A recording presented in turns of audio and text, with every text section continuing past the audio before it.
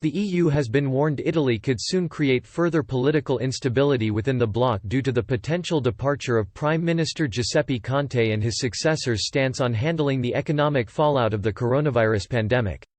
The European Union has been undergoing a major period of crisis as most member states brace for the financial consequences of the coronavirus outbreak. As the epicenter of the European breakout, Italy has been grappling with its long-standing economic issues, as well as the additional pressure, shutting down most businesses created.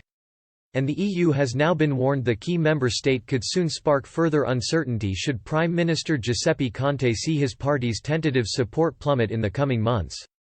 Speaking to CNBC, political analyst Wolfango Piccoli said, "I don't think Conte is going to be the one who sticks around for much longer. Remember, he doesn't have a party behind him, he was a non-figure until he was picked up by the Five-Star Movement. At some point, the Five Stars might decide to pull the plug on Conte to try to minimize his popularity from bleeding out." Prime Minister Conte was expected to step down last summer when the coalition government the Five-Star Movement (M5S) formed with Matteo Salvini's Lega fell apart. But the M5S ultimately came to an agreement with the Democratic Party (PD) to form a new government and agreed to keep the non-aligned Mr. Conte in power until the end of the term in 2022. Mr. Piccoli also expressed his concern whatever government is in place in the aftermath of the coronavirus pandemic could mismanage the recovery. He continued, "My main concern when I look at Italy is that, as much as they mismanage the public health crisis, they are going to mismanage the economic recovery side as well. It's already difficult now, we shouldn't expect much clarity from Europe in addition to what we have seen so far.